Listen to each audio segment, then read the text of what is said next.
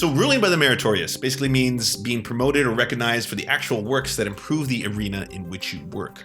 It's the idea that everyone who works hard, displays high skills, has high intellect, high test scores, high grades, should be recognized in society for such things. On paper, it sounds great. You should be recognized for your hard work, right? That's just what everyone in the intellectual dark web is telling us. Your Ben Shapiro's, your Jordan Petersons, everyone's saying people who work hard should be rewarded for hard work. That's the beauty of capitalism, right? We'll get into it. That's essentially the lie and the promise that America has always bestowed on its people from the very start. The land of opportunity, the American dream, right? How can we forget these things? Yeah. It's the richest country in the world for the simple reason that they are the hardest workers in the world, and that's the meritocracy. People like Donald Trump and Brett Kavanaugh, who have risen to the highest positions in their respective fields, have done so because they are the hardest workers in their respective fields. They are representatives of their respective fields. Thus is meritocracy.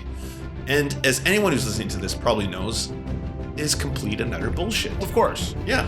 It is the reason for the incredibly high levels of depression, class warfare, inadequacy. We live in what I'd call a neo-feudal state right now where, there's still class warfare and it's imposed on us by wealth, class, success. And the idea that you have what you have, you are, say, the best judge or the best businessman is because you have worked hard to attain those, instead of the fact that we live in a lottery when it comes to where and when you're born and who you're born, right?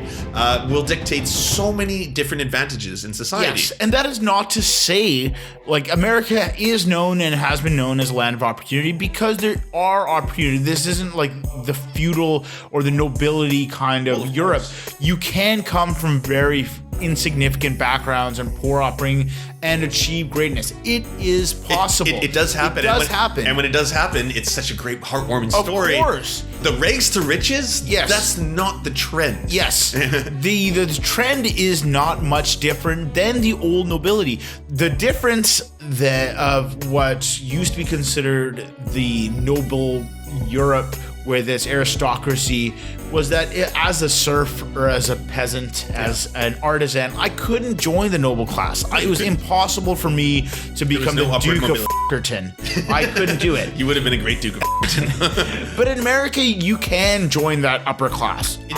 In theory.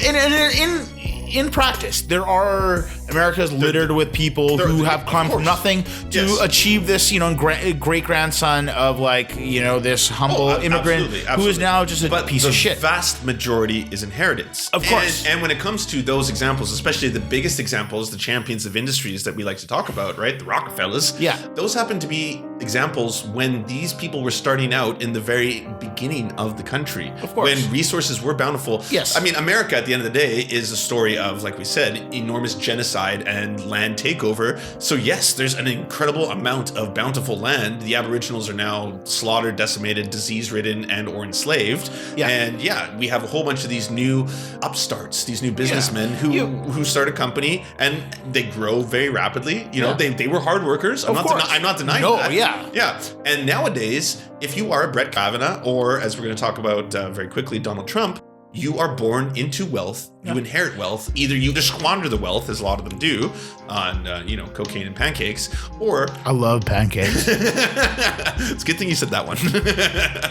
And those two are kind of juxtaposed, aren't they? Not really. Not as much as you'd think.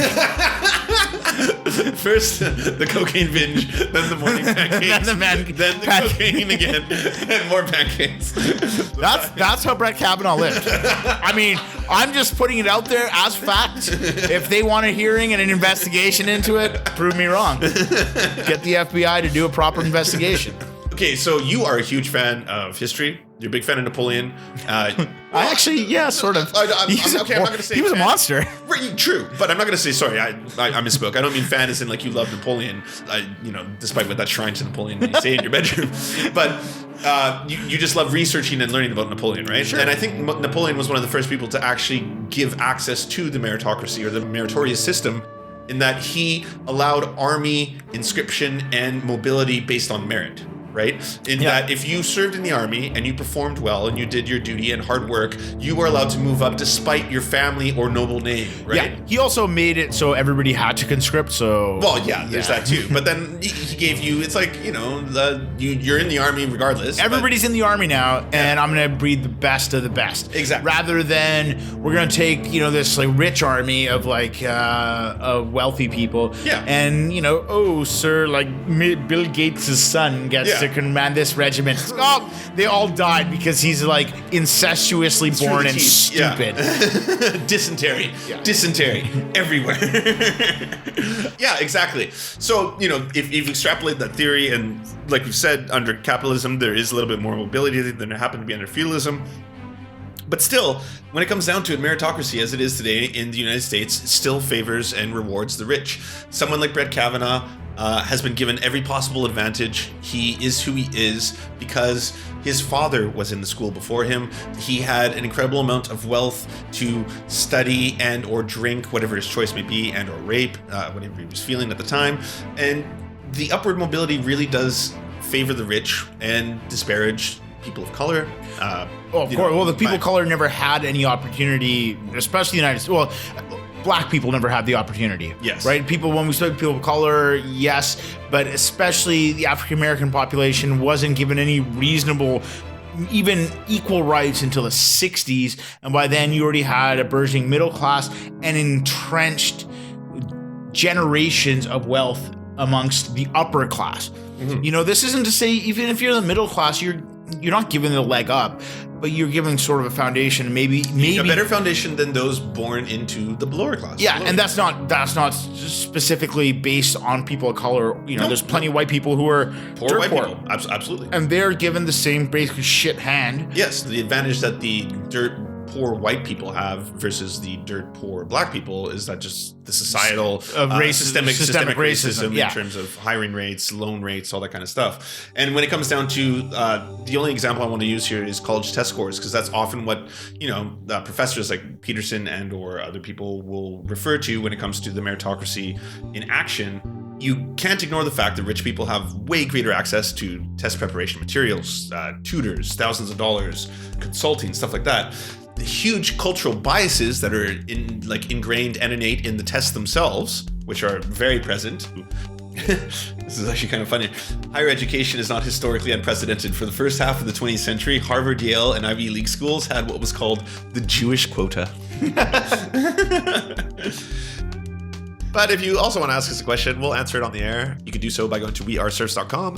If you want to help support the show, and man, does it help when you do, please go to patreon.com/theserfs. Every little bit helps. Without you, we would not be alive today. Yeah.